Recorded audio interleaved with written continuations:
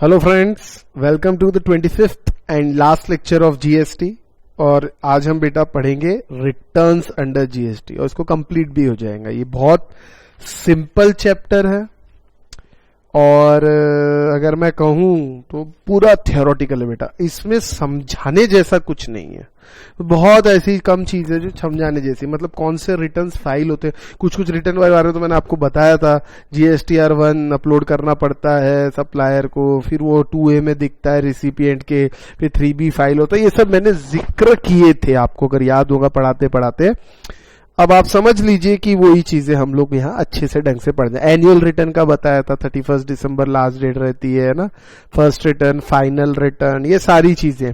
Default हुआ तो क्या होगा, मतलब ये चीजें हमको पढ़नी है बेसिकली। अगर मैं कहूं तो we will study all this things in this chapter, बराबर है।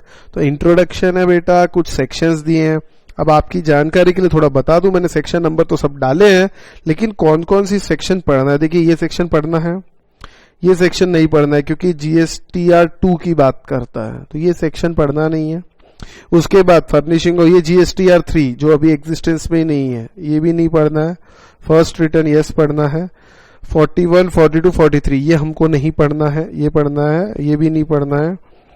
44 हाँ ये पढ़ना है, ये पढ़ना है, ये सब पढ़ना है, ठीक है। तो ये अपना कंटेंट है जो अपने को पढ़ने का है, ठीक है। उसके बाद रेलेवेंट डेफिनेशंस, ये सारी डेफिनेशंस मैं आपको ऑलरेडी पढ़ा चुका हूं। ये सब डेफिनेशंस यहाँ पे आएंगी, तो इसीलिए इसमें कुछ समझाने जैसा नहीं है फ्रेंड्स, ठीक है। अब मैं सीधा स्टार्ट करूंगा furnishing details of outward supply से। आउटवर्ड सप्लाई देखिए, अब अपन इमेजिन करें कि हम सप्लायर हैं, हम गुड्स बेच रहे हैं। हम गुड्स बेच रहे हैं मतलब हम क्या कर रहे हैं, हम जीएसटी कलेक्ट कर रहे हैं लोगों से। अरे है ना, हमने गुड्स बेचा, मैंने अगर 1 लाख के गुड्स बेचे और उस पर 18% जीएसटी था, तो मैंने लोगों से 18,000 जीएसटी कलेक्ट किया। I am the supplier, I am the outward supplier. मैं इनवर्ड सप्लाई की मेरी बात नहीं कर रहा, मैं सप्लायर हूं और मैं आउटवर्ड सप्लाई की बात कर रहा हूं, ठीक है। तो किसको जीएसटीआर 1 फाइल करना है? All registered person including casual registered person, CTP, casual taxable person, इनको फाइल करना है। और किसको नहीं करना है, माइनस लिखा है, किसको नहीं करना है? इनपुट सर्विस डिस्ट्रीब्यूटर को, नॉन रेसिडेंट टैक्सेबल पर्सन को, कंपोजिशन टैक्स पेयर को, person deducting tax at source, person collecting tax at source. Section 51 and 52 दोनों आ गए बेटा। ये सीए फाइनल में, टीडीएस और टीसीएस सीए फाइनल में। अभी पढ़ा के कोई फायदा नहीं होने वाला ना, उसके लिए पूरा कंसेप्ट बताना पड़ता है, तो मैं पढ़ाने कोई मतलब भी नहीं है, आपके सिलेबस में नहीं है। और ओआईडीएआर मालूम होगा, ऑनलाइन इंफॉर्मेशन डेटाबेस एक्सेस और रिट्राइवल सर्विस, ठीक है। Discussed at, will be discussed at final level. देख लिए, provision for filing returns by, यहाँ लिखा भी है, input service distributor, person deducting tax at source, person collect tax source and supplier of. ये जो चारों लोग हैं, मतलब कौन कौन से, ये कंपोजिशन और एनआरटीपी तो अपन डिस्कस कर चुके हैं, ये और ये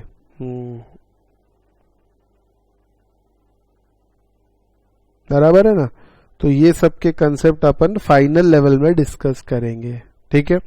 और ये डिस्कस हम कर चुके हैं बेटा, ये डिस्कस कर चुके, और सीटीपी भी हम डिस्कस कर चुके हैं, ठीक है।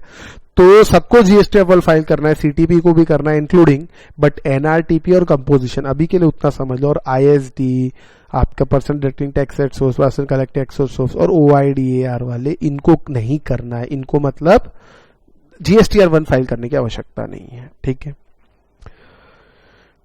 चलिए, what is the form for submission of outward supply को कौन से फॉर्म में? सर जीएसटीआर 1 के अंदर सप्लाई करना। अब ये कहां है? कॉमन पोर्टल पे, ठीक है। आप डायरेक्टली भी कर सकते हैं या फैसिलिटेशन सेंटर पे जाके भी कर सकते हैं। What is due date? GSTR 1 की ड्यू डेट क्या है, मैं आपको बता दूं। जीएसटीआर 1 की ड्यू डेट है फर्स्ट से लेके, सॉरी, ड्यू डेट तो 10th तक करना है, टिल 10th, ऑन और before 10th day of immediately succeeding month. मतलब क्या हुआ, अगर अप्रैल मंथ का जीएसटीआर 1 फाइल करना है तो सक्सीडिंग मंथ कौन सा हुआ बेटा?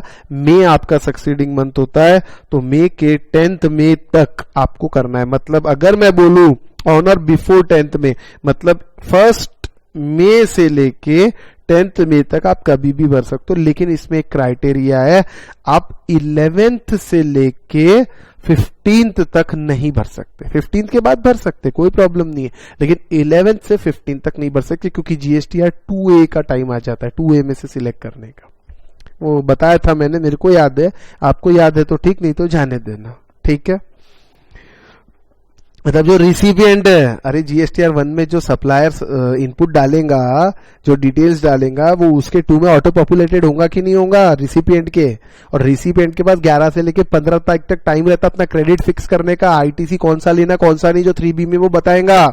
ये पढ़ाया था मैंने इनटू टैक्स क्रेडिट चैप्टर में, याद है तो ठीक, नहीं तो जाने देना, मैं वही बोल रहा हूँ, जाने तो ठीक, नहीं तो रहने दो, आपकी इच्छा, ठीक है।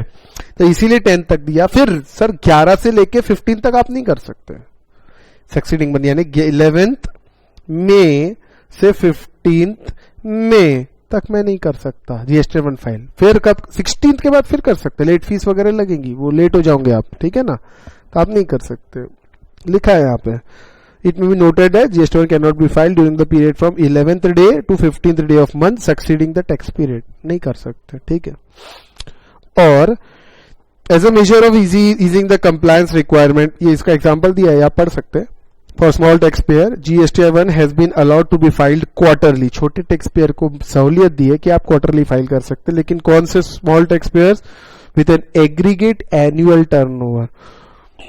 एग्रीगेट एनुअल टर्नओवर की डेफिनेशन हम पढ़ चुके हैं, अप टू 1.5 करोड़, 1.5 करोड़ तक, उससे ज्यादा नहीं, up to in preceding financial year और इन करंट फाइनेंशियल ईयर। अगर आपका इतना टर्नओवर ही है तो भैया आप रिटर्न कितना फाइल कीजिए, क्वार्टरली फाइल कीजिए। As of now this facility has been given till quarter July to September 2019। Taxpayers with annual aggregate turnover above 1.5 crore will however continue with GST or file GST 1 on monthly basis, ठीक है। Notification थे इस सब के। Due date of filing GSTR 1 may be extended by commissioner or commissioner of GST or commissioner of UT GST for class of taxable buffer, notification extend किया जा सकता है, हाँ ठीक है, कोई बड़ी बात नहीं है। A taxpayer cannot file GSTR 1 before the end of current tax period, सीधी सी बात है, अगर मंथली टैक्स पीरियड है उसके पहले फाइल नहीं कर सकते। मान लीजिए अप्रैल मंथ आपका टैक्स पीरियड है, तो 1 अप्रैल से लेके 30 अप्रैल तक ये आपका टैक्स पीरियड है, इसके पहले आप फाइल नहीं कर सकते GSTR 1, बराबर है, कंप्लीट होने के बाद ही फाइल करना पड़ेगा। लेकिन इसके एक्सेप्शन क्या है, कैजुअल टैक्सेबल पर्सन और cancellation of GSTN by normal tax pair, ये 2 एक्सेप्शन है। कैजुअल टैक्सेबल पर्सन दूसरे स्टेट में जाता है 10 दिन के लिए, 15 दिन, कितने भी दिन के लिए, तो बेटा वो तो पहले उसका काम हो गया, वो अपने स्टेट वापस चला गया, तो वो तो फाइल कर सकता है ना, यस वो कर सकता है। और साथ ही साथ अगर कोई नॉर्मल टैक्स पेयर अपना जीएसटी नंबर कैंसिल कर रहा है तो वो भी फाइल कर सकता है, ये बात ध्यान रखना। क्या फाइल करना पड़ता है जीएसटीआर 1 में, बेसिक अदर डिटेल्स भी फाइल करना पड़ता है, और आउटवर्ड सप्लाई की डिटेल। आउटवर्ड सप्लाई में क्या, B2B यानी बिजनेस टू बिजनेस, मतलब क्या हुआ, एक सप्लायर ने दूसरे को दिया, तो रिसिपिएंट भी further supply in course of furtherance of business के लिए दे रहा है। और एक होता है B2C यानी कस्टमर अल्टीमेट कंज्यूमर को दे दिया। जैसे MRF ने मारुति सुजुकी को टायर बेचा तो वो हो गया B2B। MRF ने आपको डायरेक्ट टायर बेचा अपनी पर्सनल कार में लगाने के लिए तो हो गया B2C। Zero rated deemed export की डिटेल डालना पड़ेगा, डेबिट नोट क्रेडिट नोट की जो आपने इशू किया उसकी डिटेल डालना पड़ेगा, nil rated exempted non GST उसकी डिटेल डालना पड़ेगा, अमेंडमेंट्स फॉर प्रायर पीरियड, पहले के कुछ जीएसटीआर 1 में अगर कोई अमेंडमेंट्स है तो वो भी आपको डालने पड़ेंगे, ये कंटेंट रहते हैं।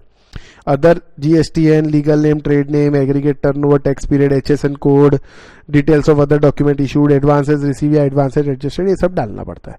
जीएसटी मैंने आपको पहले ही लेक्चर्स में क्लियर किया था, GST is a destination based tax. Destination based tax का क्या मतलब होता है, जिस स्टेट में अल्टीमेटली गुड्स जा रहे हैं और कौन से स्टेट में अल्टीमेट कंज्यूमर कंज्यूम कर रहा है वो स्टेट वाले को टैक्स मिलेगा।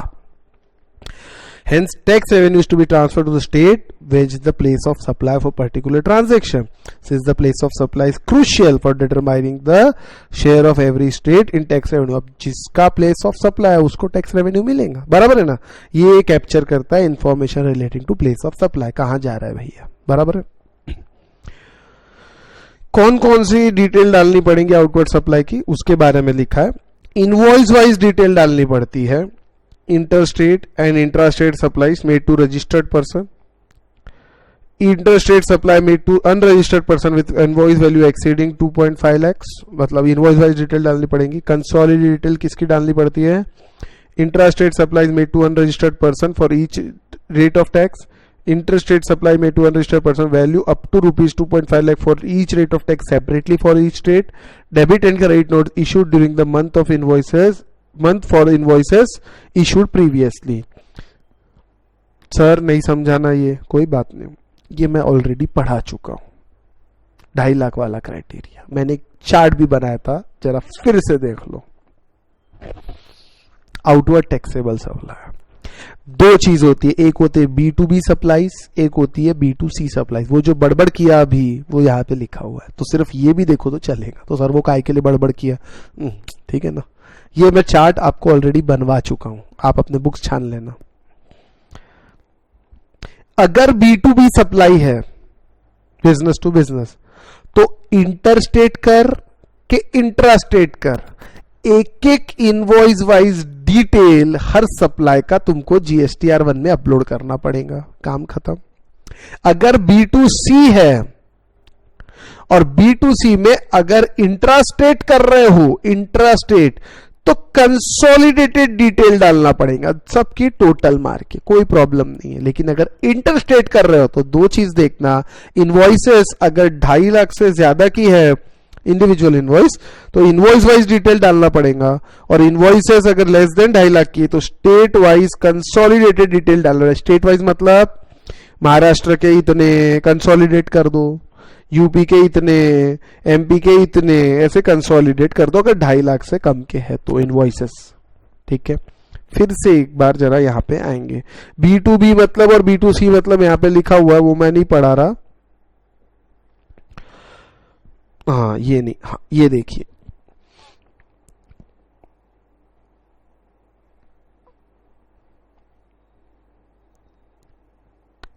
ये देखिए जरा एक बार यहां पे देखिए.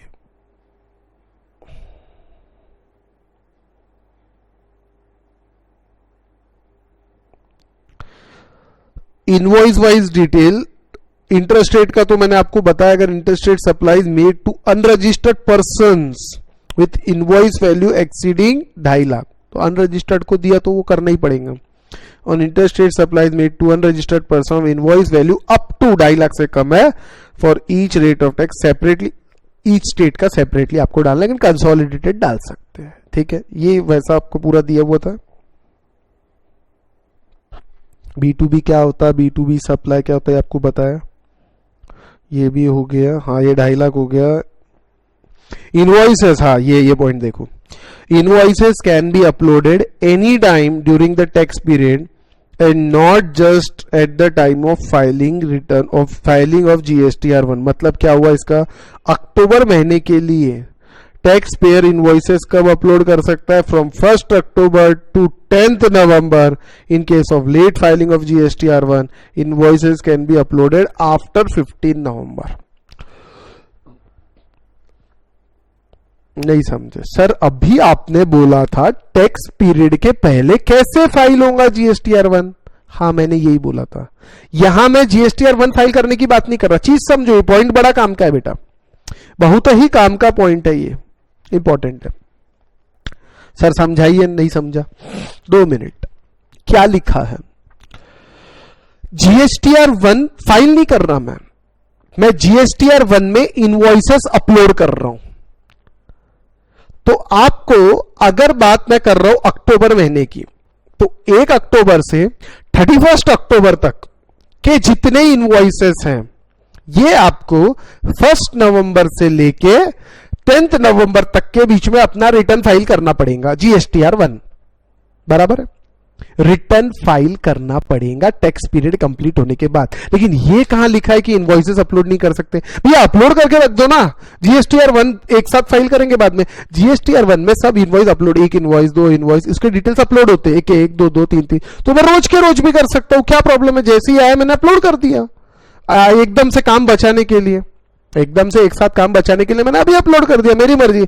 मतलब 1 अक्टूबर से आपका टैक्स पीरियड शुरू हुआ और GSTR1 फाइल करने की लास्ट डेट क्या है, 10 नवंबर तक. अक्टूबर महीने की 10 नवंबर है. That means a taxpayer can upload invoices from 1st October for October month, 1st October till 10th November. फिर 11th से लेके 15th तक नहीं कर सकता, स्ट्रिक्टली नहीं है, लेकिन उसके बाद 15th के बाद फिर अलाउड हो सकता है. लेकिन फिर लेट फाइलिंग में फी पेनल्टी लग जाएंगी, क्योंकि 10 तारीख तक जीएसटी वन फाइल करना पड़ेगा. फिर लेट फाइलिंग में चले जाऊंगे, ये समझ लेना. और फिर पेनल्टी वगैरह लगेंगी, और पेनल्टी आपके सिलेबस में फिलहाल नहीं है. लेट फाइलिंग की पेनल्टी इस चैप्टर में थोड़ी सी है, बाकी कुछ नहीं है. अच्छा, इनवॉइसेस मॉडिफाई कर सकते हैं. Yes, invoices can be modified, deleted any number of time till the submission of GSTR1. Submit करने के पहले तक जो करना है करो of tax period. Uploaded invoice details draft version वो दिया रहता है and can be change in respective of due date. ठीक है. Scan copies of invoice are not required to be uploaded. आपको कुछ अपलोड करने की जरूरत नहीं है. Only certain prescribe field of information from invoices need to be uploaded. Example, invoice number, date, value, taxable value, rate of tax, amount of tax, etc.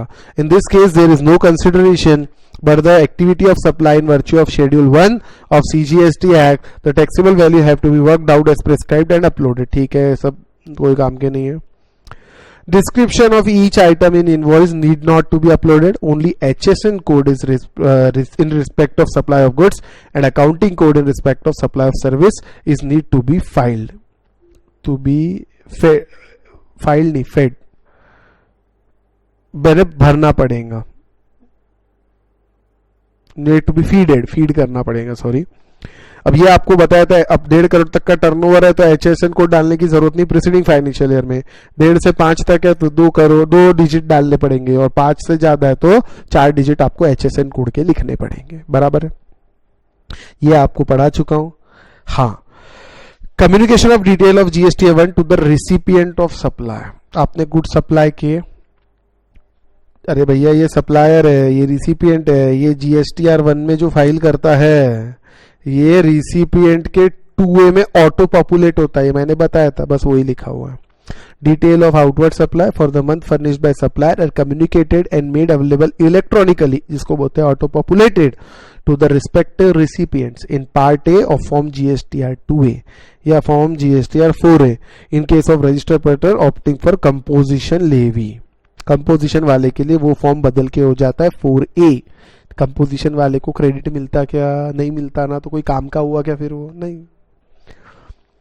ये काम का 2A में रिफ्लेक्ट होना किसके लिए काम का है, जिसको क्रेडिट लेना है. फिर वो अपने क्रेडिट फिक्स करता है कि भैया इनवॉइस आया क्या इस चीज का, सारी क्रेडिट ITC की कंडीशन फिल करना पड़ेगा. बराबर है ना. ठीक है. Through the common portal after the 10th day of succeeding month, after the 10th day of succeeding month due date of filing. ठीक है. How are the details of outward supply furnished in prior periods amended. चलिए इसके बारे में जरा, correction वगैरह के बारे में ये चीजें दी हुई है, थोड़ा रेक्टिफिकेशन, और इसका एक बहुत बढ़िया एग्जाम्पल भी दिया हुआ है, तो इसका ध्यान देना. भैया अगर अपलोडिंग में गलती हो गई, GSTR1 पहले तो बीच में रिवाइज नहीं कर सकते थे तो बहुत प्रॉब्लम हो रही थी, फिर विंडो खोला कि रिवाइज कर सकते हैं. ठीक है, तो उसके बारे में डिटेल से बेटा तो जरा ध्यान देंगे. हाँ, scope of amendment. Table 9, 10, 11, 2 of GSTR1 provide for amendments in detail of taxable outward supply. पूरा थियोरेटिकल है, थोड़ा ध्यान दो. Furnished in earlier periods, earlier periods के जो आपने आउटवर्ड सप्लाई के डिटेल दिए होंगे उसको अमेंड कर सकते आप करंट पीरियड के GSTR1 में. कैसे? After referred as amendment table. Amendment table जो है वो table number 9, table number 10, table number 11, 2, ये 3 टेबल है GSTR1 के अंदर, जिसके अंदर आप अमेंडमेंट्स की डिटेल डाल सकते हैं.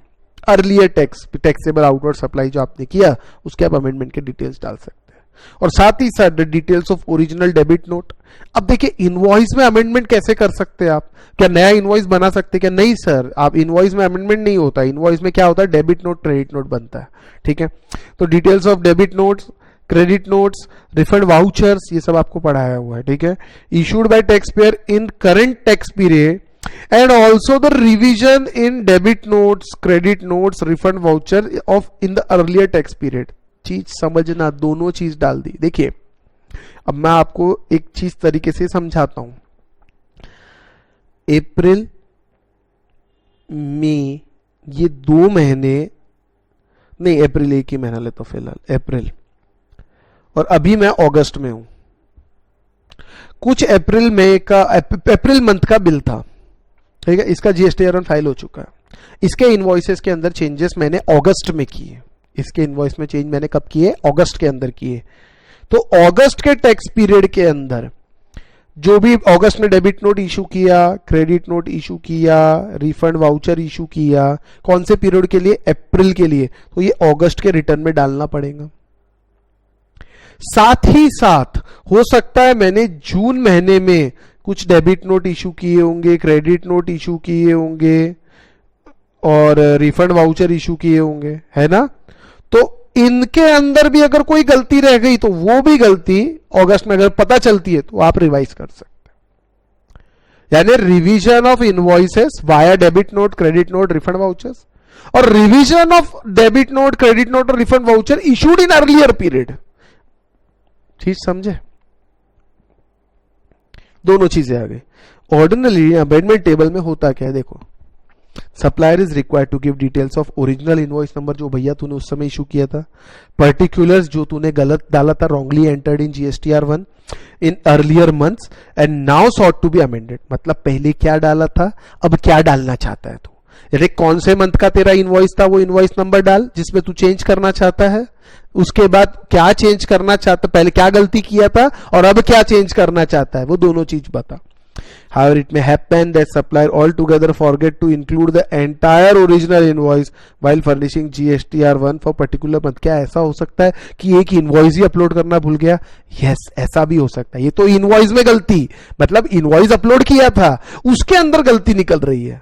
क्या ऐसा भी हो सकता है उसने इनवॉइस ही अपलोड नहीं किया? हाँ हो सकता है ना, क्यों नहीं हो सकता। कोई पर्टिकुलर पूरी डिटेल ही डालना भूल गया हो, उसका क्या?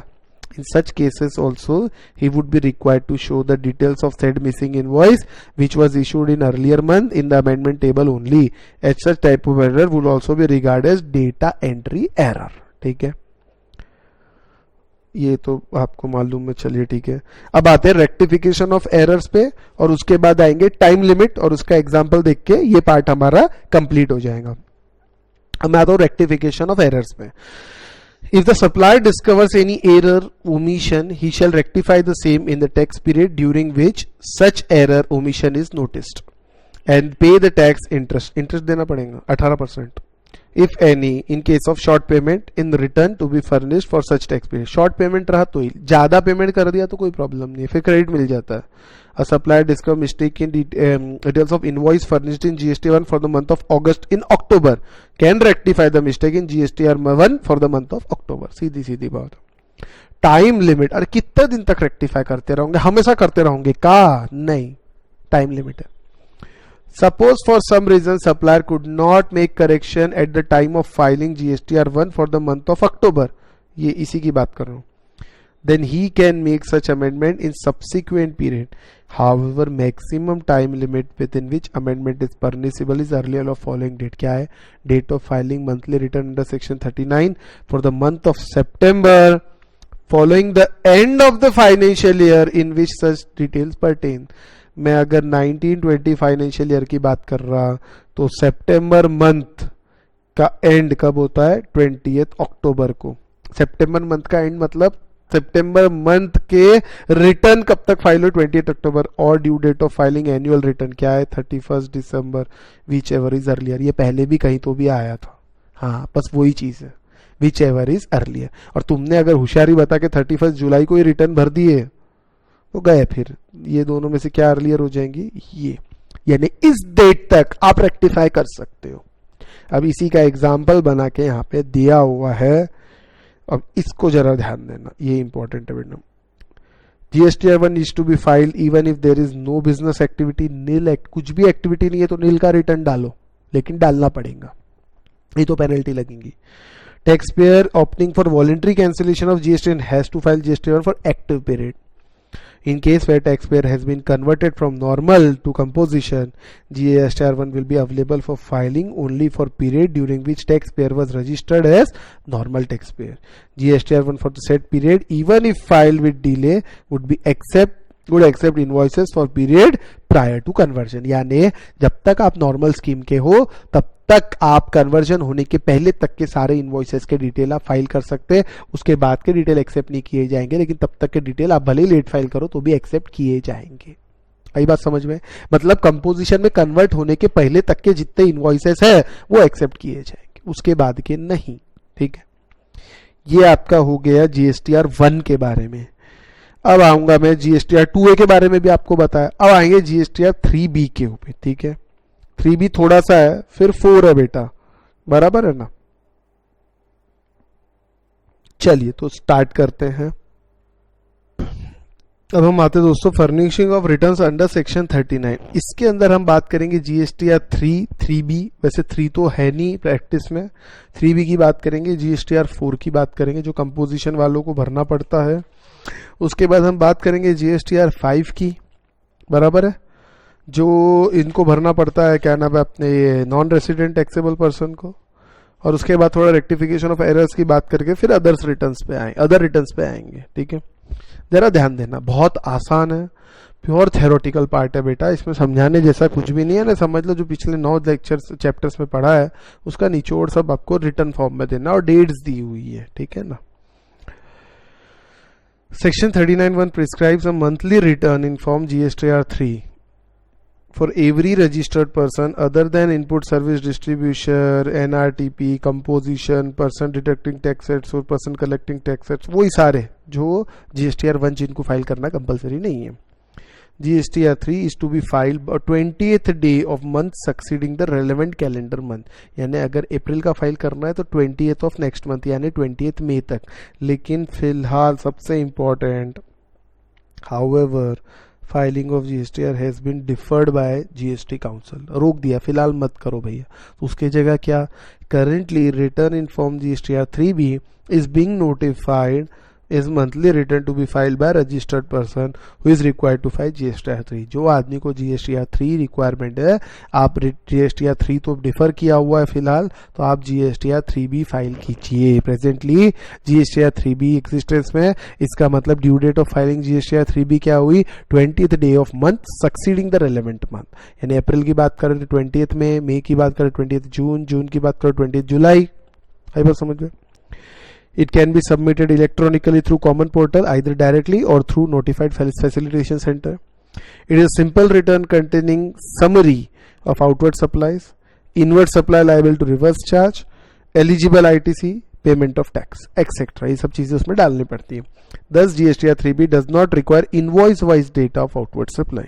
वो तो ऑलरेडी GSTR 1 में आप डाल चुके हो। GSTR 3 not required to furnished when GSTR 3B is furnished, बराबर है ना। When a return, ये बड़ा इंपॉर्टेंट अमेंडमेंट है, और साथ ही साथ विद रिट्रोस्पेक्टिव इफेक्ट। अमेंडमेंट आया 9/10, एक्चुअली ये आप लिमिटेड करके कंपनी थी, उसका केस, उसने केस डाला, वो केस वेस के डिटेल जाने दो क्योंकि वो आपके सिलेबस में नहीं है, वो फाइनल लेवल पे है। चूंकि फाइनल लेवल का मुझे आइडिया है इसलिए आपको बता देता हूँ। वो केस था आप लिमिटेड, आम आदमी पार्टी नहीं है लेकिन आप AAAP है। उन्होंने केस डाला कि जब भैया जीएसटीआर 3 एग्जिस्टेंस में नहीं है तो ड्यू डेट कैसे, इस टाइप का कुछ तो भी डाला। तो गवर्नमेंट ने फिर जीएसटीआर 3B को पहले रिटर्न, हाईकोर्ट ने भी माना कि जीएसटीआर 3B एक रिटर्न ही नहीं है, लेकिन फिर गवर्नमेंट ने स्पेशली अमेंडमेंट डाला कि जीएसटीआर 3B भी एक रिटर्न है और ये फर्निश करना पड़ता है जीएसटीआर 3 के एवज में, उसके अगेंस्ट में।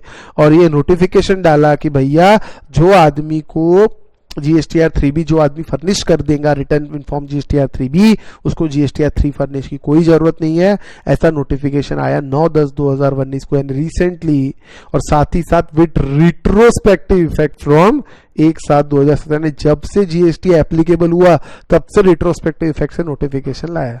मतलब 1/7/2017 से ही हम ये कह सकते हैं जीएसटीआर 3B रिटर्न है, और वो 3 की जगह फिलहाल लिया हुआ है उसने। आई बात समझ में? अब ये कंटेंट से बेटा बेसिक डिटेल्स ये डालना है और ये सब आपको डालना है, ये सब तो मैंने अभी आपको बताया था। ठीक है, अब मैं आता हूँ जीएसटीआर 4 के ऊपर। इस सब में बेटा समझाने जैसा कुछ नहीं है, ठीक है ना। इसमें से क्वेश्चन आता भी नहीं, आपको बता देता हूँ। बहुत एक 1-2 मार्क का क्वेश्चन आया तो आया इस चैप्टर से, और थ्योरेटिकल है, बहुत थ्योरेटिकल, एक बार पढ़ लिए समझ जाता है। अब return GSTR 4, return for composition supplier and person paying tax under notification 2/2029। बेटा ये कौन है? नोटिफिकेशन ये है कंपोजिशन टैक्सेबल पर्सन, सेक्शन 10 में कौन रहते हैं? गुड्स वाले। और ये नोटिफिकेशन 2/2019 ये कौन है? सर्विस कंपोजिशन, यानी service provider under composition scheme की बात हो रही है यहाँ पे। ठीक है, तो इनको ये जीएसटीआर 4 फाइल करना पड़ता है, दोनों कंपोजिशन वाले, कंपोजिशन सप्लायर ऑफ गुड्स और composition supplier of service, service supplier हो या गुड्स सप्लायर हो, बराबर है, कंपोजिशन स्कीम की बात। GSTR 4 for the financial year और part of the financial year should be filed electronically through common portal either directly, ये तो नोटिफाई, ये तो मालूम है आपको। बेटा फाइनेंशियल ईयर पूरा या कभी आपने part of the financial year से शुरू किया है, यानी मान लीजिए 1 अगस्त से स्टार्ट किया, तो आपको उस पार्ट का भरना पड़ेगा। साथ ही साथ quarterly statement for payment of self assess tax, composition वाले को क्वार्टरली पेमेंट करना पड़ता है। Person required to file GSTR 4 are also required to furnish the statement in form GST CMP मतलब composition 8 containing details of payment of self-assessed tax for every quarter or part of the quarter by 18th day of month succeeding such quarter। समझे आप?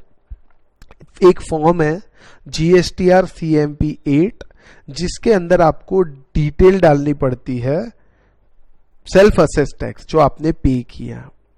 चीज समझो, ये देखो, due date of filing GST CMP 08 by 18th day of month succeeding such quarter, मतलब अप्रैल मई जून ये quarter है, तो 18th जुलाई डेट हो गई। फिर जुलाई अगस्त सितंबर क्वार्टर है तो 18th अक्टूबर, आई बात समझ में, सक्सीडिंग क्वार्टर। और एनुअल रिटर्न फाइल करना पड़ता है जीएसटीआर 4 में, जिसके अंदर जो जीएसटीआर 4 जिसमें एनुअल रिटर्न फाइल होते हैं कंपोजिशन वाले, उसके अंदर जीएसटी सीएमपी 08 जो हर क्वार्टरली स्टेटमेंट पेमेंट डिटेल्स है सेल्फ असेस टैक्स की पेमेंट डिटेल्स, इसकी डिटेल इस रिटर्न में डालनी पड़ेगी।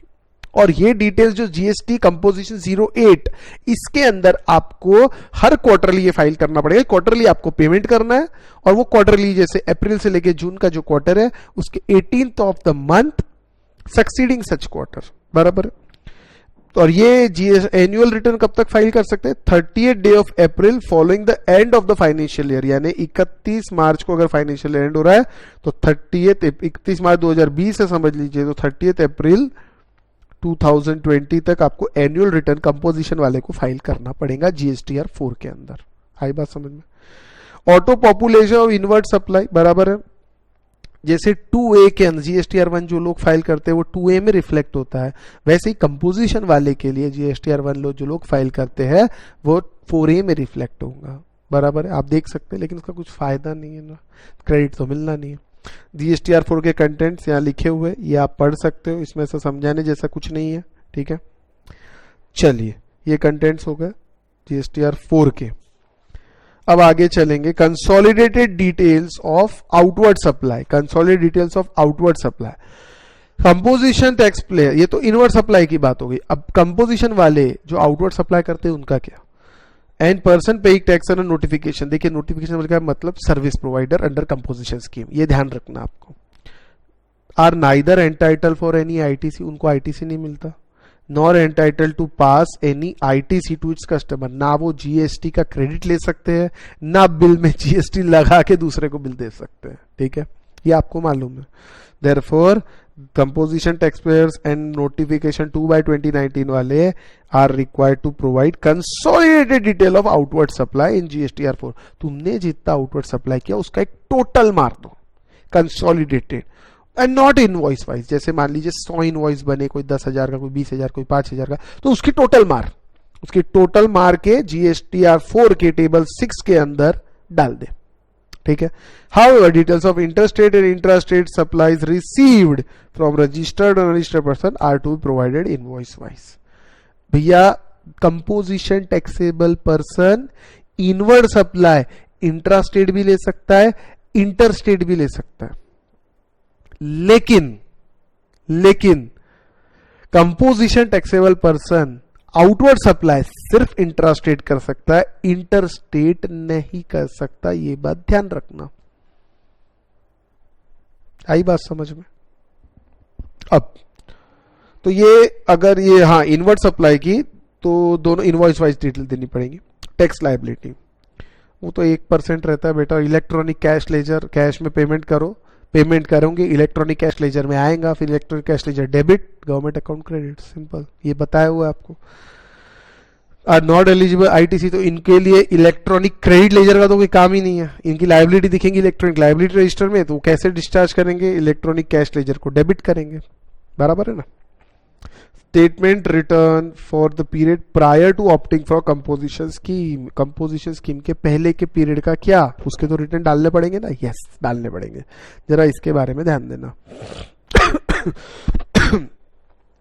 If a registered person opts to pay tax under composition scheme या फिर notification number so and so from the beginning of financial year, he will where required furnish statement relating to period prior, जहाँ जरूरत रहेगी वहाँ उसको prior period statement देने पड़ेंगे। Paying tax prior to paying tax, period prior to paying tax under composition scheme या notification 2/2019 till कब तक देना पड़ेगा? Due date of furnishing return for the month of September succeeding financial यानी 20 October, और वही annual return whichever is earlier, annual return 31/12, same है हर जगह, ये वही आ रहा है। Composition supplier and person paying वही है। Will not be eligible to avail ITC on receipt of invoices, debit note, कुछ भी, हाँ ये मालूम है, ठीक है। हाँ, GSTR 4 for period prior to existing fraud composition scheme, ये क्या होता है? एग्जिटिंग मतलब आप कंपोजिशन की अब छोड़ना चाह रहे हो, या तो आप स्वयं छोड़ रहे हो या अब आप इनएलिजिबल हो गए, आपका टर्नओवर 1.5 करोड़ के ऊपर चला गया या 75 लाख के ऊपर चला गया और 50 लाख के सर्विस केस में अगर आप ऐसा चला गया, या आपने इंटर स्टेट कोई टैक्सेबल्स आउटवर्ड सप्लाई कर दिया, अब आप इनएलिजिबल हो गए किसी भी कारण से कंपोजिशन की, तो आपको भैया तब तक का रिटर्न तो भरना पड़ेगा ना, है कि नहीं? तो उसका क्या? Registered person opting to withdraw from the composition scheme at its own motion or option is withdrawn for instance at the proper officer, and registered person who ceases to pay tax under notification 2/2019 at will is required to furnish। देखिए GST composition 08 और GSTR 4 ये तो quarterly वाला है, ये annual return है। related to period for his exiting from composition scheme या ceasing to pay tax under notification so and so till कब तक भरना है? ये भरना है 18th of the month succeeding the quarter in which date of withdrawal cessation falls. मान लीजिए 25 मई को विड्रॉल हुआ, तो कौन से क्वार्टर में ये डेट आ रही है? अप्रैल टू जून। ये क्वार्टर कब कंप्लीट हो रहा? 30 जून को। तो 18th of the month succeeding the quarter 18th July in which date of withdrawal cessation falls, ये इस क्वार्टर में डेट फॉल होती है। आई बात समझ में? ठीक है, यानी इस क्वार्टर में फॉल हुई तो ये डेट के पहले आ जाना चाहिए आपका GST है, GST CMP 08, GST कंपोजिशन 08। देखिए कंपोजिशन 08 क्या होता है अभी देख लिया। और GSTR 4 वही 30th April following the end of the financial year during which such withdrawal cessation fall, जिस फाइनेंशियल ईयर में विड्रॉल हो रहा, मान लो यही अप्रैल 25 मई 2020 को विड्रॉल हो रहा है, मतलब फाइनेंशियल ईयर कौन सा हुआ? 2021, तो डेट क्या होंगी? 30th April 2021। आई होप ये समझ में। अब इसका पूरा एक्सप्लेनेशन एक डायग्राम से भी दिया हुआ है, तो ये आप चाहे तो देख सकते हो, ये पूरा आपके लिए डायग्राम दिया हुआ है। लेकिन हाँ, एक बड़ी इंपॉर्टेंट चीज है, पहले ये पढ़ेंगे। और GSTR 3B और 4 देखिए, अगर कोई बिजनेस एक्टिविटी नहीं भी है तो भी नील का रिटर्न आपको भरना पड़ेगा। यही GST की सबसे बड़ी दुख वाली बात है, नील का रिटर्न तो बेटा आपको हमेशा भरना ही भरना पड़ेगा, उसके लिए आप कुछ नहीं कर सकते, ठीक है ना। हाँ, अब ध्यान देने वाली बात, as per section 29(2) a proper officer is empowered to cancel the registration of taxable person if a person paying tax under composition scheme has not furnished his GSTR 4 for 3 consecutive tax period। आपने GSTR 4 नहीं भरा, 3 consecutive tax period से तो आपका cancel हो सकता है। Any other taxable person has not furnished returns for consecutive period of 6 months। मतलब क्या हुआ, अगर किसी टैक्स कंपोजिशन वाला अगर कोई है, कंपोजिशन स्कीम में अगर बैठता है, तो 3 कंसेक्यूटिव टैक्स पीरियड का अगर जीएसटीआर 4 नहीं भरा, या फिर एनी अदर पर्सन जिसने रिटर्न नहीं भरे कंसेक्यूटिव 6, एनी अदर मतलब कंपोजिशन के अलावा वाले कोई भी हो चाहे, अगर उसने रिटर्न का 6 कॉन्सिक्यूटिव मंथ्स तक period of return for consecutive period of 6 months अगर उसने नहीं करे, क्योंकि इनको तो क्वार्टरली, इनको मंथली रिटर्न भरना पड़ता है ना, इसके कंपोजिशन के अलावा वालों को मंथली रिटर्न भरना पड़ता है, तो उस केस के अंदर आपको 6 महीने से कंसेक्यूटिव मतलब कंटिन्यूस होना चाहिए। जैसे पहले मंथ का भरा, दूसरे तीसरे चौथे का नहीं भरा, फिर 5वें का भर दिया, तो कंसेक्यूटिव वहां पे रुक जाएगा। कंटिन्यू 6 महीने का डिफॉल्ट होना चाहिए, और कंपोजिशन में कंटिन्यू 3 कॉन्सिक्यूटिव टैक्स पीरियड का डिफॉल्ट होना चाहिए। आई बात समझ में? हाँ, अब आते हैं बेटा जीएसटीआर 5, जो किसको भरना पड़ता है, एनआरटीपी वालों को, नॉन रेसिडेंट टैक्सेबल पर्सन। ये कौन होते हैं, जिनका इंडिया में स्टैब्लिशमेंट नहीं है, ठीक है, वो आए हैं शॉर्ट पीरियड के लिए सप्लाई करने के लिए इंडिया में, और नॉर्मली ये इंपोर्ट करते हैं their products into India to making local supply. भैया बाहर से अपना गुड्स लेके आए, इंडिया के अंदर सप्लाई की और चले गए। नेपाली स्वेटर वगैरह वाले, इस टाइप के लोग, नॉन रेसिडेंट टैक्सेबल पर्सन, ठीक है। तिब्बत से आते हैं ना स्वेटर वगैरह लेके, तो ये इंपोर्टेड रहती है, वहीं से आती है, ठीक है। कस्टम ड्यूटी पे होती है इस पे, और एसीडी 37 ये भी एडिशनल कस्टम ड्यूटी, जो कि आईजीएसटी होता है, ये भी पे किया जाता है, और इसका क्रेडिट ले सकते हैं, बताया था आपको। Registered NRTP is not required to file separately the statement of outward supply and applicable return for normal tax payer. मतलब क्या हुआ, रजिस्टर्ड एनआरटीपी, अगर एनआरटीपी रजिस्टर्ड है तो उसको separately statement of outward supply and applicable return for normal tax payer ही is not required to file, ये सब चीजें उसको फाइल करने की जरूरत नहीं है। इन प्लेस ऑफ सेम एक simply monthly return, tax return उसको भरना है, जो कि जीएसटीआर 5 में एनआरटीपी के लिए फॉर एवरी कैलेंडर मंथ और part thereof. Calendar month मतलब देखिए, कभी 15 तारीख को उसने दुकान लगाई, समझ लो 15 अप्रैल को वो आया, तो कैलेंडर मंथ मतलब 1 अप्रैल से 30 अप्रैल तक, तो कैलेंडर मंथ यहाँ पे 1 मान लिया जाएगा, पार्ट देयर ऑफ को भी 1 मान लिया, यानी 15 अप्रैल से 30 अप्रैल तक को एक कैलेंडर मंथ उसका मान लिया जाएगा। ये बात समझ लेना। तो वो उसको अपनी इनवर्ड सप्लाईज की, आउटवर्ड सप्लाई की, इनवर्ड सप्लाई की डिटेल जीएसटीआर 5 में देना पड़ेगा, ठीक है। Last date GSTR 5 would be furnished within 20 days after the end of the calendar month or within 7 days after the last day of validity period of registration, whichever is earlier. Okay, जरा ध्यान देना इसके ऊपर। Example नहीं दिया, चलिए मैं ही बताता हूं। इसके अंदर GSTR 5 should be filed within 20 days after the end of the calendar month. Calendar month, मान लीजिए वो बेचारा 15 अप्रैल तक, कैलेंडर 15 अप्रैल तक उसने काम किया या नहीं किया, पूरा अप्रैल मंथ की बात करते, April is the calendar month, ठीक है। 20 days आफ्टर द एंड, क्या रे 20 मई तक, और within 7 days after the last date of validity period. मान लो इसका वैलिडिटी पीरियड था 20 अप्रैल। दो सिचुएशन, एक ये कैलेंडर मंथ है अप्रैल वाला 20 में, या फिर 20 अप्रैल उसकी लास्ट डेट थी, क्या थी, लास्ट डेट थी, ठीक है। रजिस्ट्रेशन के वैलिडिटी पीरियड, उसको 20 अप्रैल तक का ही रजिस्ट्रेशन दिया गया था। एनआरटीपी वाले रजिस्ट्रेशन लेते हैं ना, 20 अप्रैल तक का रजिस्ट्रेशन, तो इससे 7 days 27 अप्रैल, दोनों में से अर्लियर क्या है ये, यानी यहां तक उसको रिटर्न फाइल करना पड़ेगा। आई बात समझ में? तो ऐसा कभी बना के देखने का, इस टाइप के अंदर कभी डाउट आपको आएगा ही नहीं, ठीक है। ध्यान दो, payment of interest, penalty, fees और other amount payable. NRTP should pay tax, interest, penalty और the amount payable under GST till the last date of filing GSTR 5, इसकी आपको भरना पड़ेगा। NRTP is not required to file annual return. Yes, NRTP is not required to file any annual return.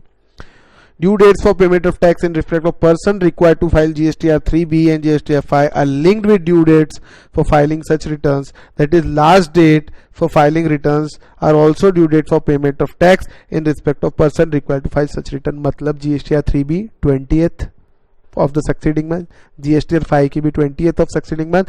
तो payment भी तब तक हो जाना चाहिए. रिटर्न फाइल की जो डेट है वही लास्ट डेट ऑफ पेमेंट है. आई बात समझ में? सिर्फ कंपोजिशन के केस में पेमेंट क्या है? 18th. ये बात ध्यान रखना.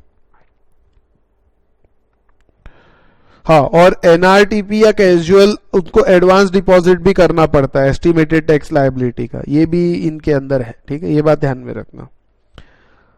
हाँ, अब ये आता है नया सेक्शन रेक्टिफिकेशन ऑफ एरर्स वाला. जरा ध्यान देना. If return has been filed, how can it be revised if some changes are required to be made? In GST, since the returns are built from details of individual transaction, there is no requirement for having revised return. Any need to revise a return may arise due to need or change in set of invoices, debit. मतलब ये कहते हैं return में revise करने की जरूरत नहीं है, इनवॉइस में रिवाइज करो. ठीक है, अब ध्यान देना, ये अपन पढ़ चुके. इनवॉइस देखिए, इनवॉइस में अगर रिवीजन करना है आपको, चीज समझना, तो debit note, credit note, refund voucher, ये सब चीजों की बात की गई थी. अब देखिए, कुछ ओमिशन हो गया, कुछ इनकरेक्ट डिटेल्स डाल दिया. रिटर्न फाइल अंडर सेक्शन 39 में जो आपने रिटर्न भरा, तो उसको आप रेक्टिफाई कर सकते हैं. Can be rectified in return to be file for tax period during which such omission particulars are noticed. अप्रैल महीने में कुछ गड़बड़ हुई लेकिन पता अक्टूबर मंथ में चला, तो आप अक्टूबर में वो अप्रैल मंथ में कुछ गलतियां हुई तो उसको रेक्टिफाई कर सकते हैं. एनी टैक्स पेएबल, ये ओमिशन के कारण कुछ टैक्स पेएबल निकल रहा है, तो आपको टैक्स भरो और साथ में इंटरेस्ट के साथ भरो 18% वाला. ठीक है. Exception, it is important to note that 39(9) does not permit rectification of error or omission discovered on account of scrutiny, audit, inspection or enforcement activity by tax authorities. ये तुमने अगर नोटिस किया तो तुम रेक्टिफिकेशन कर सकते हैं, लेकिन अगर हमने ढूंढा, हमने यानी मैं डिपार्टमेंट वाला हूं, आप असेसी हो, रजिस्टर्ड पर्सन हो, आपने खुद से बता दिया तो ठीक है, आप ये सेक्शन में बच जाओगे, इंटरेस्ट देके काम छूट जाएगा. लेकिन अगर हमने देखा तो आप रेक्टिफिकेशन नहीं कर सकते. फिर हम पूरी बारात लेके आएंगे, फिर वो ओमिशन नहीं माना जाएगा, वो जबरदस्ती इंटेंशनल मिस्टेक मान ली जाएंगी. However, hence, assessee may not be able to pass on ITC to the receiver in respect of tax payment made by him in pursuance of aforementioned situation. अब ये रेक्टिफिकेशन आप कब तक कर सकते हैं? वही डेट ऑफ फाइलिंग रिटर्न, यही 20th अक्टूबर, और actual date whichever is earlier. ये भी दिया हुआ है 31 December is the actual date, लेकिन अगर आपने ये सब दिया हुआ है, पढ़ाया हुआ है. ठीक है. Revision of return, rectification in subsequent return, rectification account of scrutiny audit, तो आप रेक्टिफाई नहीं कर सकते, काम खत्म. ठीक है. रिटर्न रिवाइज नहीं किया जा सकता, रेक्टिफिकेशन किया जा, यानी पुराना रिटर्न. इनकम टैक्स में क्या होता है पता है क्या? अपन रिटर्न फाइल करते हैं ना, उसको रिवाइज कर सकते हैं.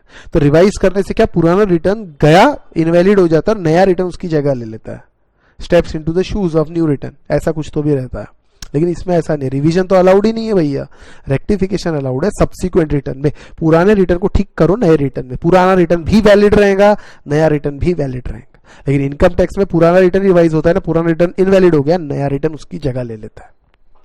ठीक है. अब इसके अंदर कुछ और डिटेल्स लिखे हुए हैं, जरा ये भी देख लेते हैं. A return furnished under 39(1) on which self-assessed tax has been paid in full is considered as valid return. Filing of returns current month is possible only where returns of previous month have been filed. A taxpayer needs to be electronically sign the submitted return, otherwise it will be considered not filed. Sign electronically करना पड़ेगा, digital signature. Taxpayer can electronically sign the return using DSC, mandatory for all types of companies LLP. E-sign, Aadhaar based OTP verification, or EVC, electronic verification code sent to registered mobile number or to authorized signatory. यानी company और LLP के लिए आपको DSC, digital signature certificate बनानी पड़ेगी, DSC और digital signature certificate, और ई sign करना पड़ेगा, आधार बेस्ड ओटीपी वेरिफिकेशन, और या फिर EVC electronic verification code send to registered mobile number of authorised, बाकी लोगों के लिए ऐसा भी हो सकता है, ठीक है। अब इसके बाद बात आती है बेटा अदर रिटर्न्स की। अब इसमें first return, annual return, final return, ये सब के बारे में डिटेल्स दी हुई है, ठीक है। तो चलिए इसको स्टार्ट करते हैं, बस ज्यादा नहीं है, आधी घंटे का काम और बचा है, ठीक है। चलिए तो इसको स्टार्ट करेंगे। अदर रिटर्न्स के अंदर पहला है बेटा फर्स्ट रिटर्न। देखिए फर्स्ट रिटर्न कभी ना कभी रजिस्ट्रेशन करा है तो फर्स्ट रिटर्न तो भरना ही पड़ेगा। Details of outward supply after becoming liable to registration but before grant of certificate of registration, ये भी देना पड़ेगा, क्योंकि जैसे ही आप लायबल टू रजिस्ट्रेशन हो जाते हो you are taxable person. Taxable person मतलब आपका turnover, you are now a person registered और लायबल टू रजिस्टर्ड, तो आपको आउटवर्ड सप्लाई में जीएसटी देना पड़ेगा, बराबर है। और साथ में detail of outward supply made in first tax period after the grant of registration certificate. Registration certificate मान लीजिए आपको 14 अप्रैल को ग्रांट हुई है, तो फर्स्ट टैक्स पीरियड क्या हुआ 14 अप्रैल से 30 अप्रैल तक, इसके भी डिटेल्स देने पड़ेंगे, ठीक है। और अब मान लीजिए 2 अप्रैल को ये हुए क्या कहते हैं लायबल फॉर रजिस्ट्रेशन, तो आपको 2 अप्रैल से लेके रजिस्ट्रेशन सर्टिफिकेट ग्रांट होने तक ये पीरियड का भी डिटेल देना पड़ेगा आउटवर्ड सप्लायर्स का, ठीक है ना। एनुअल रिटर्न क्या होता है, ये फर्स्ट रिटर्न में ये सब डिटेल देनी पड़ती है। Annual return, who is required to furnish annual return, what is the due date, all registered person are required to furnish annual return, however following कौन, CTP, NRTP, input service distributor और person authorized to deduct और collect tax, कौन, section 51, 52, ये 6 काट दो, यानी ये TCS और TDS वाले लोग हैं, ठीक है। एनुअल रिटर्न का फर्निश करना है 31 December of next financial year, यानी अगर 1920 की रिटर्न की बात कर रहे हैं तो लास्ट डेट है 31 दिसंबर 2020, ठीक है। आगे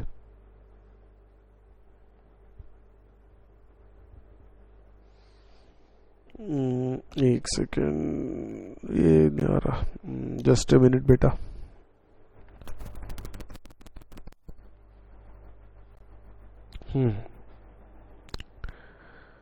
ये देखिए उसके बाद every registered person required to get his accounts audited under section 35 subsection 5 shall also furnish electronically a copy of audited annual account and certified reconciliation statement in prescribed form along with annual return. अब reconciliation statement क्या, reconcile the value of supply declared in return furnished for the financial year with the audited annual financial statement and such other particulars as prescribed. यानी जो reconciliation statement के हिसाब से जो supply है और जो annual financial audited annual financial statement जो सप्लाई है वो दोनों मैच होना चाहिए, सीधी सी बात है, ऑब्वियसली मैच तो होना ही चाहिए ना। Which is a prescribe form for annual return, ये है GSTR 9 through common portal. Composition supplier अगर है तो GSTR 9A, ठीक है। इनको एनुअल रिटर्न फाइल करना पड़ता है। फाइनल रिटर्न, किसको फाइनल रिटर्न करना पड़ता है, every registered person who is required to furnish return under 39(1) and whose registration has been surrender और cancel and is required to file and final return electronically in form GSTR 10 through common portal. बंद करना है तेरे को business और वो हर registered person को 39(1) में रिटर्न भरने की जरूरत है, उस आदमी को अगर बिजनेस बंद करना है तो उसको ये रिटर्न भी फाइल करना पड़ेगा GSTR 10। इसकी टाइम लिमिट क्या है, within 3 months from date of cancellation or date of order of cancellation whichever is later। मान लीजिए date of cancellation 13th April है और date of order of cancellation होता है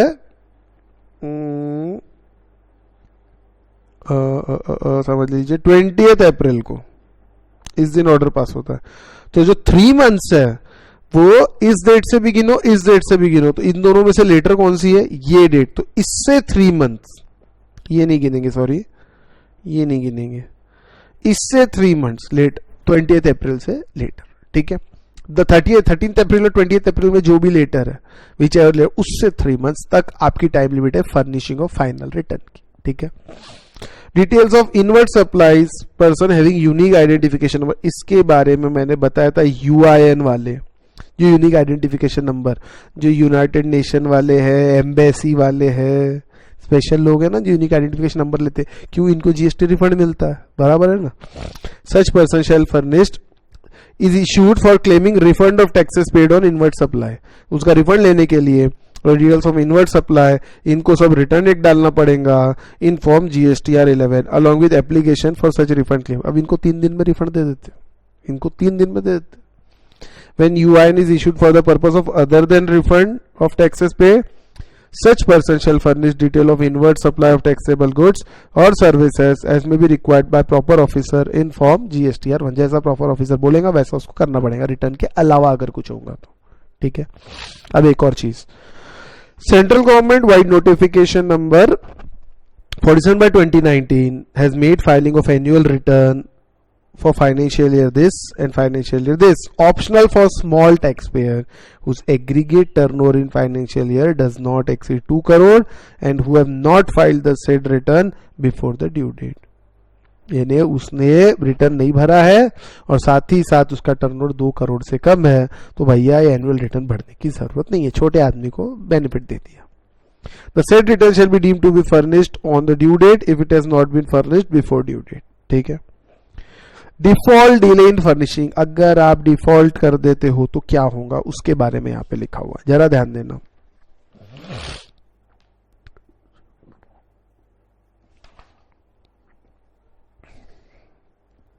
notice to return defaulters, a notice in prescribe form shall be issued electronically to registered person who fails to furnish the return under 39, under 44, 45, 52.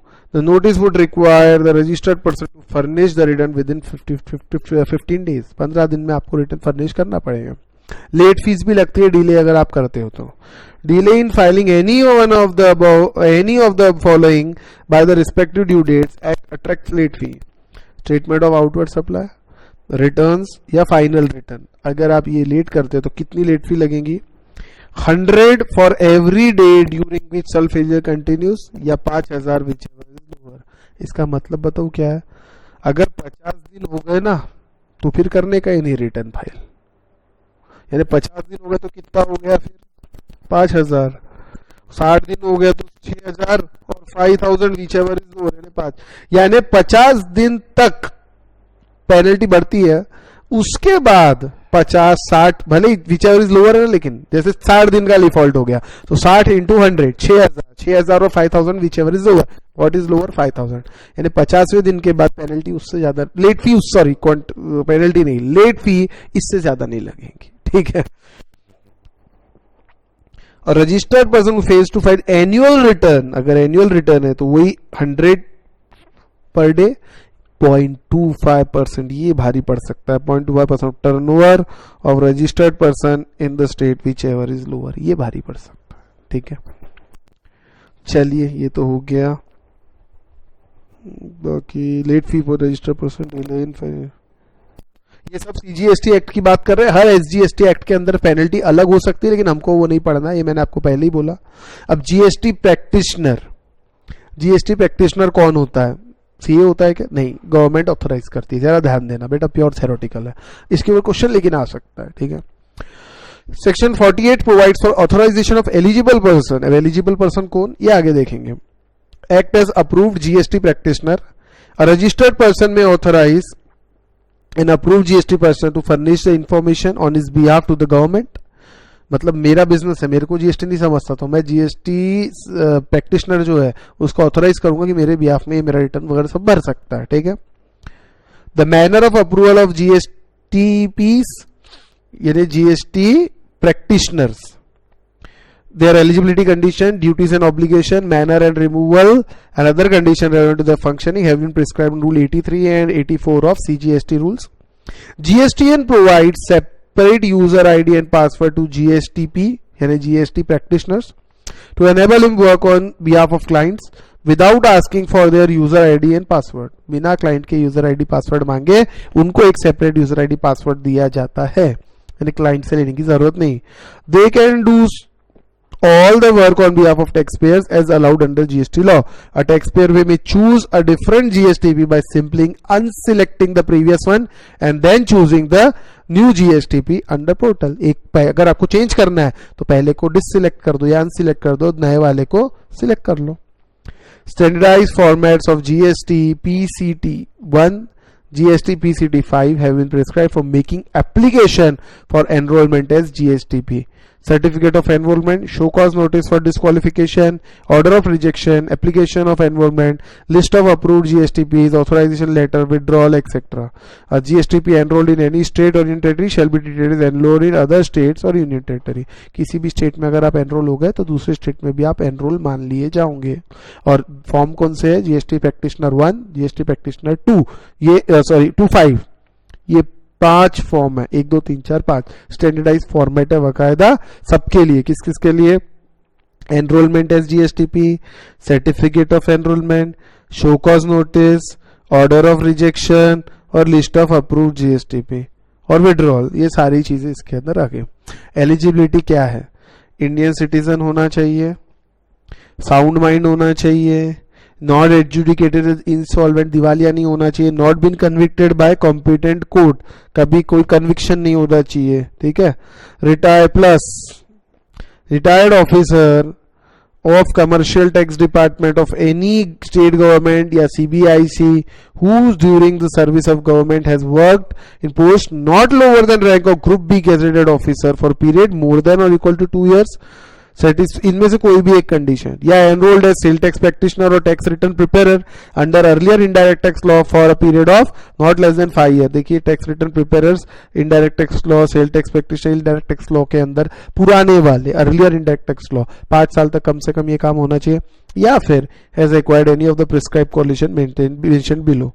ये कोई भी prescribe qualification वाला भी बन सकता है. ग्रेजुएट, पोस्ट, ये सब मतलब अपना देखिए मेन काम का जो CA है, CS है, CW है वो कर सकता है. यानी आपको बताऊं क्या, ये चारों नेसेसरी कंडीशंस है. All should be satisfied. इन 3 में से कोई भी एक, और या फिर ये जो लास्ट है इनमें से कोई भी एक. आई बात समझ में? What are the activities that can be undertaken by GSTP? ये सारी एक्टिविटीज कर सकता है on behalf of registered person if also authorized by him. Detail डालेगा आउटवर्ड सप्लाई का, monthly annual return, final return डालेगा, deposit for credit into electronic cash ledger, furnishing of information related by e-way bill, furnish detail of challan in prescribed format, file an application for amendment cancellation of enrollment, file an intimation to pay tax under composition scheme or withdraw for said scheme, file a claim for refund, file application registration amendment cancellation, confirmation may be from a registered person shall be sought. इन दोनों चीज के लिए confirmation लगेगा registered person का, क्योंकि refund वगैरह का ना पैसे का मामला आ गया. Also allowed to appear as authorized representative before any officer of department, appellate authority. अगर कुछ झगड़ा होता है, कोई केस होता है, तो वो जो GST प्रैक्टिशनर है GSTP उसको appellate authority के सामने रिप्रेजेंटेटिव बन सकता है. किसका? रजिस्टर्ड पर्सन का, अपने क्लाइंट का ऑथराइज रिप्रेजेंटेटिव वो बन सकता है. Furnishing of return through GSTP. Then if when registered person opts to furnish his return through GSTP, तो एक चीज समझ लेना, before confirming submission of any statement prepared by GSTP ensures that fact mentioned in return are true and correct. ये देखना किसका काम है? रजिस्टर्ड पर्सन का. gives his consent in prescribed form to any GSTP to prepare and furnish his return. Thus responsibility of correctness of any particular furnished in return or other detail filed by GSTP continues to rest with the registered person. जिम्मेदारी किसकी है? Registered person की. On whose behalf such return is filed. The registered person before confirming should ensure that the facts mentioned in the return are true and correct before signature. However, failure to respond to request of confirmation is treated as deemed confirmation. उसने बेचारे ने confirmation के लिए भेजा और आपने, उसने यानी किसने? GST प्रैक्टिशनर ने. ठीक है. और आपने कंफर्म किया ही नहीं. हाँ ठीक है, यू फेल्ड. आपने कंफर्म किया तो ऐसा माना जाएगा कि आपने कंफर्म कर दिया. ठीक है. कुछ अदर पॉइंट्स भी है बेटा. A registered person gives his consent to authorize a GSTP in prescribed form by listing the authorized activities in which he intends to authorize the GSTP. कौन सी एक्टिविटी का आप उसको ऑथराइजेशन, इनमें से कौन सी एक्टिविटी का आप उसको ऑथराइजेशन देना चाहते हो ये आप खुद सिलेक्ट कर लो, और जीएसटी उसको एक्सेप्ट करेगा इन पार्ट बी, वो सेम फॉर्म, एक फॉर्म भरना पड़ता है, उसके पार्ट ए में कौन से इसमें आप ऑथराइजेशन देना चाहते हैं, और पार्ट बी के अंदर जीएसटीपी उसको एक्सेप्ट कौन से इसको कर रहा है, ठीक है. Can undertake only such task as indicated in the prescribe form. The registered person may at any time withdraw such authorisation. Registered person authorisation withdraw भी कर सकता है, ठीक है. Any statement furnished by GSTP is made available to registered person on the common portal. For every statement furnished by GSTP a confirmation SMS, एक SMS भी जाएगा, ठीक है.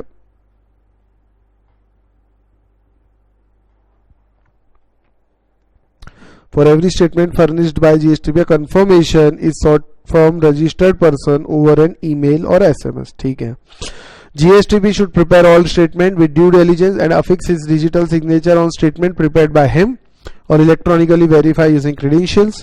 Credentials यानी password वगैरह, user ID password. If GSTP is found guilty of misconduct, अगर GSTP ने गलती करी तो उसका एनरोलमेंट कैंसिल कर दिया जाएगा. शो कॉज नोटिस उसको इशू किया जाए कि कारण बताओ तुम्हारा एनरोलमेंट क्यों कैंसिल नहीं किया जाए, ठीक है.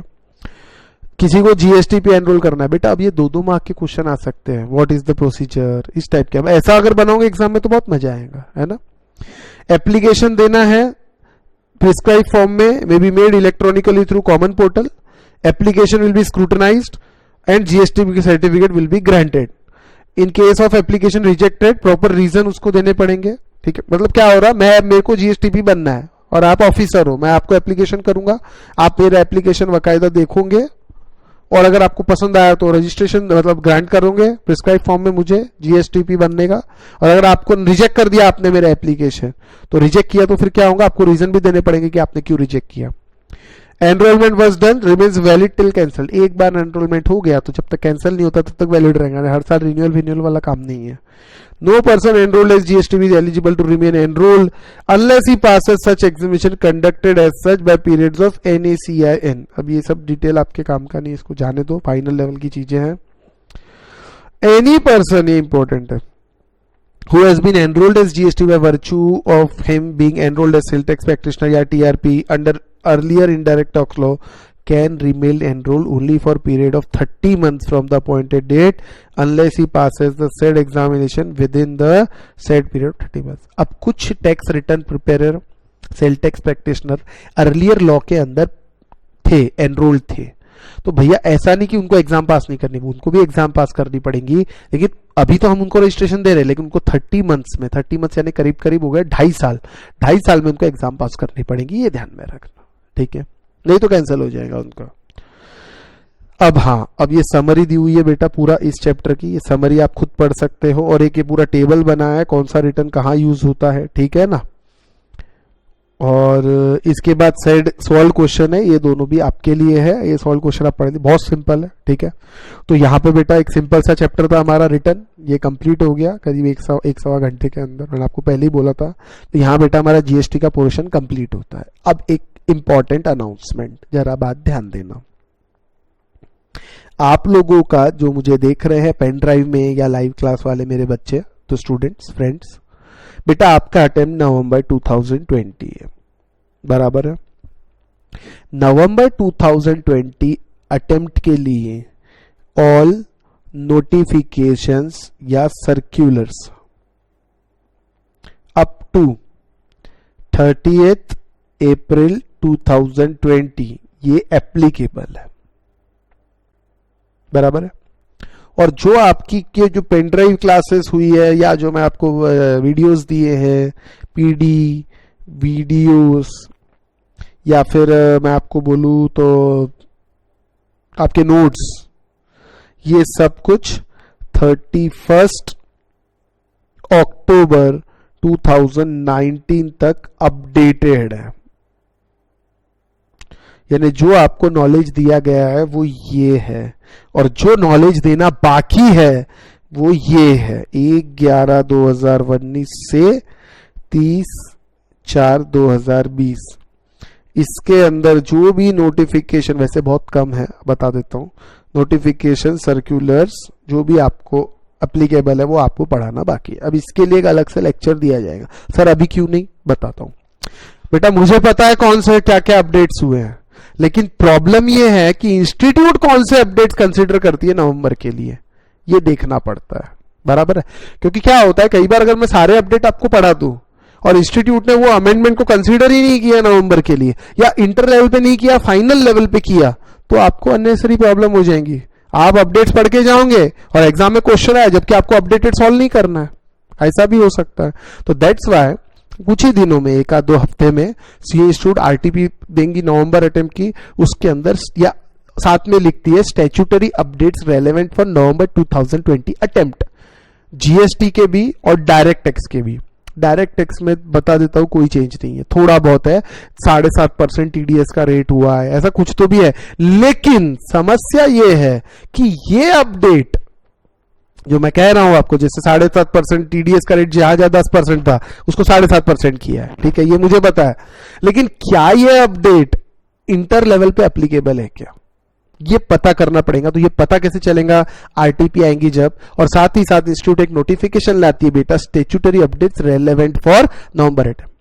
तो ये टेंशन आप लोगों का नहीं है, ये टेंशन मेरा है। आप लोगों ने मेरे पे विश्वास किया है, पेन ड्राइव्स परचेज किए हैं, वीडियोस देख रहे हो, नोट्स लिए हैं, तो बेटा ये मेरा हेडेक है, आप लोग चिंता मत करो। जिन जिन लोगों ने पेन ड्राइव्स परचेज किए, जिन जिन लोगों ने वीडियोस देख रहे हैं, जिन जिन लोग लाइव क्लास लगाई, जिनको मैं वीडियोस दे रहा हूं, बेटा आप सबको अमेंडेड लेक्चर मैं यूट्यूब पे डालूंगा, वो आप लोग को दिया जाएगा।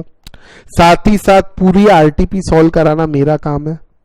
आरटीपी आएंगी, मैं आपको पूरी आरटीपी डिस्कस करूंगा और वीडियो में उसके अंदर डालूंगा यूट्यूब पे, उसकी लिंक आप लोगों को भेज दी जाएंगी। आप लोग टेंशन मत लो, उसका सबका कॉन्टेक्ट नंबर है मेरे पास, पेन ड्राइव वालों का भी फोन नंबर रजिस्टर्ड हो रहा है, तो सबको वो मटेरियल दिया जाएगा फ्री ऑफ कॉस्ट, उसकी प्रॉब्लम नहीं है, ठीक है। तो जब भी आएगा मैं आप लोगों को अपडेट कर दूंगा, ठीक है। तो ये आप टेंशन मत लेना, मुझसे आपको पूछने की भी जरूरत नहीं कि सर ये कब दोगे, बेटा बराबर आपको टाइम के पहले ही मिल जाएगा। जैसे इंस्टीट्यूट से आएगा विदिन 1 वीक आपको लेक्चर मिल जाएगा, आप उस चीज का टेंशन ना लो। और इंस्टीट्यूट से आया तो भी ऐसा नहीं पढ़ने बैठ जाओ और हमको समझ नहीं रहा, बेटा मैं हूं समझाने के लिए, पूरा समझा के दूंगा, एक एक वर्ड समझा के दूंगा, आप लोग इसीलिए उसका टेंशन मत लो। नोट्स वही रहेंगे जो इंस्टीट्यूट 4-5 पेज प्रिस्क्राइब करेंगे, वही प्रिंट निकाल के आपको नोट्स चेंजेस समझने हैं, ठीक है ना। तो ठीक है बेटा, थैंक यू वेरी मच, आज यही रुकते हैं, है ना। अब आपको मिलेगा लास्ट वीडियो अमेंडमेंट वाला, ठीक है, चलिए बाय।